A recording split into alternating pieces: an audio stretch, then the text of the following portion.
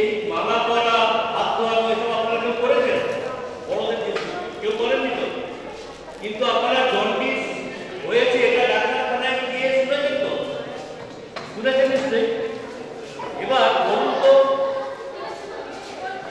Liver tonic খাননি, jaundice হয়েছে অন্তত লিভার টনিক খাননি, এরকম কেউ আছে? লিভার টনিক খেয়েছে? দু একজন থাকতে পারে, কিন্তু সবাই নয়। আমাদের দেশে 800 থেকে 1000 কোটি টাকার লিভার টনিক বিক্রি হয়।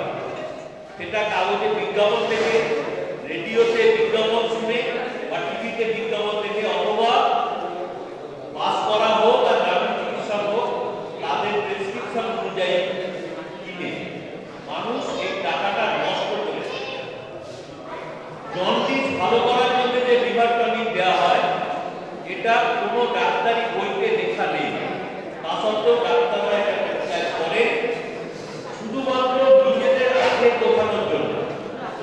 আপনারা তো জানেন যে ডাক্তার তার জীবিকা শুধু পয়সা করি, শুধু ওই ডাক্তার রুগী থেকে নয়, ওষুধ বিক্রির কমিশনও তাদের পক্ষে যায়। এটা আপনারা জানেন। এটা 1986 সাল থেকে বৈধ করে দেওয়া হয়েছে। আমাদের খালি আবেদন থাকবে, যদি কখনো কোনো বড় ডাক্তার কলকাতা থেকে আসুন, সেখান থেকে আসুন, লিভার টনিক আপনাকে খেতে বলে, আপনি না খেয়ে যদি মরসুমি ফল খাবেন বা পেট ভরা খাবার খাবেন, তাহলেই আপনার উপকারটা হবে। লিভার আমাদের শরীরে এমন একটা পদার্থ, এমন একটা অঙ্গ, যেটা নিজে নিজেই পুনর্গঠিত হয়, নিজে নিজে খারাপ হয়। তাকে বাইরে থেকে কোনো কিছু দিয়ে প্রভাবিত করা যায় এরকম নেই। তারপরেও আমাদের দেশে যদি কেউ অনবরত নেশা করে, যারা ওই তরল খায়, তাদের কিন্তু চিরচির লিভার দেখা দেয়, এবং সেক্ষেত্রে আর লিভারকে পুনর্গঠিত করা যায়। সুতরাং মদ খাওয়াটা যেন আমাদের পরিবার বা আশেপাশে কেউ না খায়, সেটাও আমাদের লক্ষ্য রাখতে হবে, কারণ লিভারের উপর প্রথম চাপ। হাত ধোয়ানোর ক্ষেত্রে যেটা হলো, কি করে হলো, এই তোর হাতে নাম কি?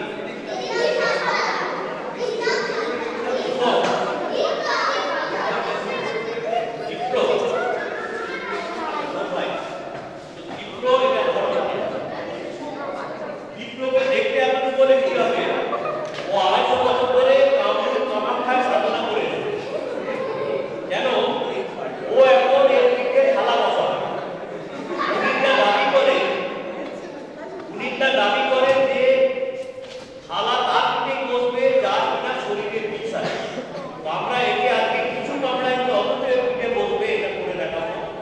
দ্বিতীয়ত উনিটা দাবি করে যে আমি মন্ত্র পেয়েছি, আমার মুখে আছে, তাই আমি বসাচ্ছি, আজকে আমি একে দিয়ে বলবো।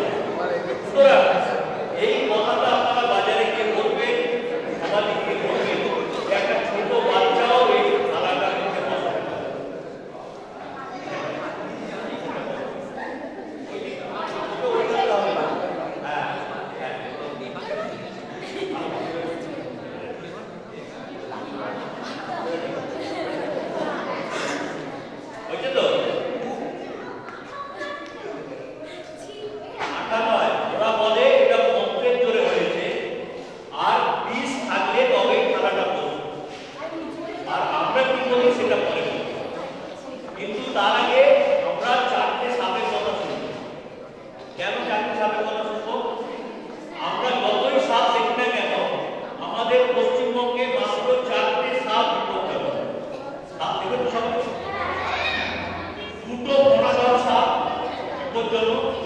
একটার নাম কেউকে, ওনার পেছনে একটা গোল চিহ্ন, আর একই রকম দেখতে ফোনা, একটু বড় সাইজের হয়, তার ফোনার পেছনে কুকুরের মতো চিহ্ন, সেটাকে বলা হয় গোপ্র বা হরিশ সাপ।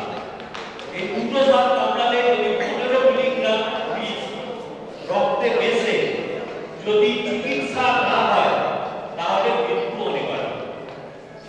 আর 3 নম্বর সাপ হচ্ছে গোল হয়ে শুয়ে থাকে। এই শীতকালে ওরা রোদ পোহানোর জন্য 10টা 11টার সময় বের হয়,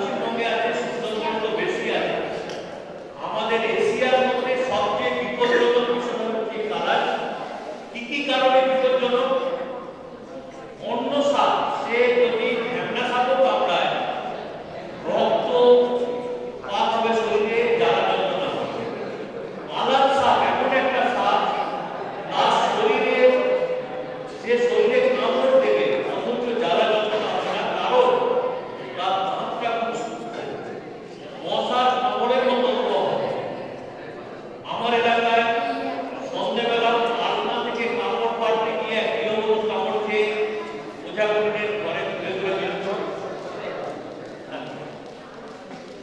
তো মৃত্যু অনেক হয়েছে। তাহলে কালার সাপের আরেকটা বিপজ্জনক দিক কি? কেউ কেউ বললো 15 মিলিগ্রাম বিষ লাগিয়ে মৃত্যু ঘটাবে, চন্দ্রকোনা 42 মিলিগ্রাম, কিন্তু কালার সাপের মাত্র 1 মিলিগ্রাম বিষে মানুষের মৃত্যু হয়। 1 মিলিগ্রাম মানে একটা সর্ষের দানা পরিমাণ। এই বিপদ থেকে মুক্ত হওয়ার জন্য আমাদেরকে প্রথম কথা হচ্ছে যে কামড়ালে হাসপাতালে যেতে হবে।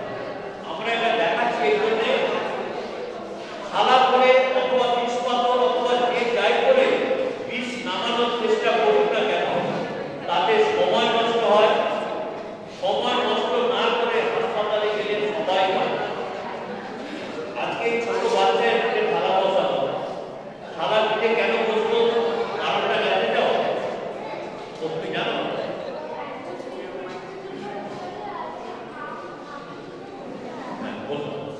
ও দ্বিতীয়টা একদম ঠিক বলেছে, প্রথমটাও ঠিক। চাপ তো একটা থাকেই, এই একটা একটা চাপ রয়েছে, কিন্তু আমরা এই ছড়ার বই আজকে আছে কিনা জানি না, ও আছে 4 লাইনে ঠিকঠাক, ওখানে আমরা লিখে রেখেছি অল্প ঘাম থাকলে পিঠে থালা দিয়েই আটকে থাকে, বিষ নামানোর ঝুঁকিতে মারতে কি চাও মানুষটাকে?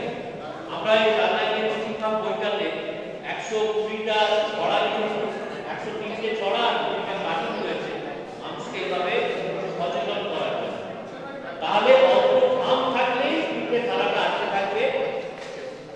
জল হচ্ছে এমন একটা পদার্থ যেটা অন্য কিছুকে ঘুরে রাখতে সাহায্য করে। যেমন এখন আমাদের কপালে ঘাম নেই, কিন্তু গ্রীষ্মকালে যে ঘাম দেয় আমরা একটা কয়েন যদি এরকম মারি আমাদের কপালে আটকে যায়। এখানে যে একটা ঘটে, আমরা থালাটা বসানোর আগে কি করেছি? দীপককে বলেছি ধুয়ে দিতে। ধুয়ে দেওয়ার পর অনেক জল ছিল, আমি বলেছি মুছে দিতে। মুছে দেওয়ার পরেও যেটুকু জলীয় অংশ লেগেছিল সেটাই অ্যাডহেসিভের কাজ করছে এখানে থালা বসানো। আমাদের দেশে এই জল অপকাণ্ড করে দিয়েছে। গণেশের কুরবান, ওই জলের একটা ধর্ম, তরলের যে ধর্ম, সেই ধর্মকে দিয়ে গণেশকে কুরবান করানো হয়েছিল চামচ দিয়ে। ওই গণেশের ওই চামচ থেকে খানিক হচ্ছে, ওই হাতে গণেশ খুঁজছে। আসলে তরলের অণুগুলো পরস্পরকে টেনে নিয়ে গিয়ে ওই চামচ থেকে অদৃশ্য হয়ে যাচ্ছিল, কাপড়ে তলা দিয়ে নিচে চলে যাচ্ছিল, ওই হাতে গণেশ খাচ্ছে। যাই হোক, না না আমরা তারা তুলে দিচ্ছি, এর জন্য একটা বড় হাততালি হবে।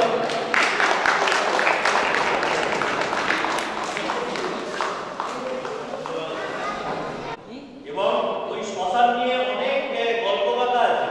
ওই শ্মশানে যা যা হয় আপনারা সব লোকজনকে দেখতে পাবো না, এরকম একটা খবর রয়েছে। আমরা কিন্তু শ্মশানে গিয়ে নিয়মিত ভিডিও করার চেষ্টা করতে পারিনি, কারণ ওরা ওই জ্ঞানকে কুক্ষিগত করে রাখতে চায়।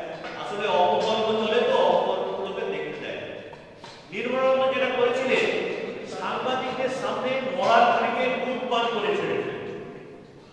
সরি, শ্মশানে দুধ করতে গেছে, শ্মশানে লোকে কি খায়? আমাদের দেশে একটা কথা রয়েছে, এরপরে যদি শ্মশানে যায় তো পাড়ার ছেলেমেয়েরা বিনা পয়সায়, মেয়েরা না, ছেলেরা বিনা পয়সায় মদ খাওয়ার একটা সুযোগ তৈরি করে। আর পরে ওখানে খেয়ে খেয়ে পরে নিজের ইনকাম করা পয়সায় খায়। আমাদের দেশের মাতাল এইভাবে বাড়ানো হয়। তো আপনারা এদিক থেকে সজাগ থাকবেন। তো সে কারণ পান করিয়েছিল আমরা এখানে দুধ পান করা, কিন্তু তার মরার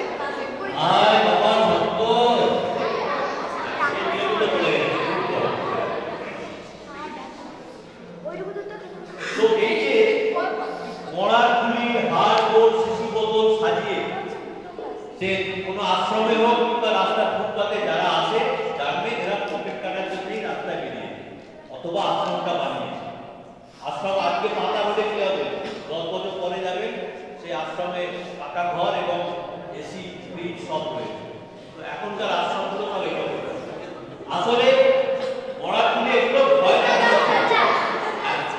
এটা তো এটা দেখেছে এর আগে।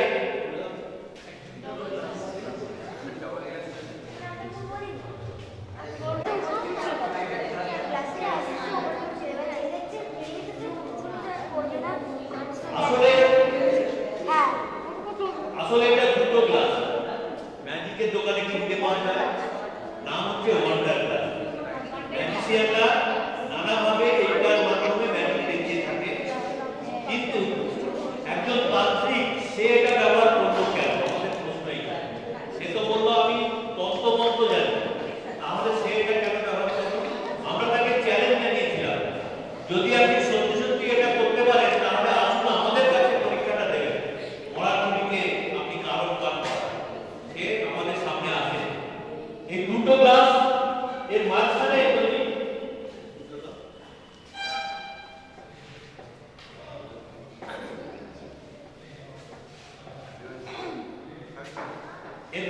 ক্লাসে আমি যদি দুটো ধারি তাহলে কি হচ্ছে, একটা লেয়ার আস্তে আস্তে উপরে উঠছে না, তরলের সমুদ্রশূন্যতা ধর্ম এটাই। একটা লেয়ার আস্তে আস্তে উপরে উঠছে মানে দুটো গ্লাসের মধ্যে যে শূন্যস্থান রয়েছে সেটা ভর্তি হয়ে যাচ্ছে। এইবার আমরা গণেশের দুধ খাওয়ানোর আগে পর্যন্ত সত্যি সত্যি দুধ ব্যবহার করতাম, তারপর থেকে আর দুধও ব্যবহার করি না, রং ব্যবহার করি। কারণ আমাদের দেশের লোকই দুধ ওই গণেশকে খাওয়ার নামে নষ্ট করিয়ে। ভেতরের গ্লাস এবং দুটো গ্লাসের মাঝখানটা যখন ভর্তি হয়ে গেছে, দুধ খাওয়ানোর আগে এই যে গ্লাসের বাইরে থেকে এখানে একটা ফুটো রয়েছে, দীপক কি করেছে এই ফুটোটা বন্ধ করে এক গ্লাস দুধ অন্য গ্লাসে ঢেলে দেবে। তাহলে এক থেকে একবার দিলে কত থাকে? এক থেকে একবার দিলে 0, কিন্তু এখানে এক থেকে একবার চলে গেছে, তারপরেও এক হয়ে গেছে। এইটা দুটো কোথায় রয়েছে? দুটো গ্লাসের মাঝখানে যে শূন্যস্থান সেখানে। এইবার কেন এখন নামছে না? তাহলে প্রেসারটা কখন আসবে? যখন এই আঙুলটা সরবে। তাহলে আমরা সবাই মিলে নাটকটা করলাম, আয় বাবা শঙ্কর দুঃখে যা। আচ্ছা এভাবে ডাকে কেউ আসে? হ্যাঁ, কোনোদিন চলে এসেছে, কিন্তু তারপরেও সমাজে অনেক গল্প চালু আছে, বলছে এসে নাকি বেড়া বেঁধে দিয়ে গেছে। এইসব গল্প দিয়েই এখন অনেকের খাবার জোগাড় হয়েছে। যাই হোক, এই ফুটোটা থেকে হাত সরিয়ে নিয়ে এই দুধের লেয়ারটা আস্তে আস্তে নিতে না, আবার ফুটোটা বন্ধ করলে খাওয়াটা বন্ধ হয়ে যাবে।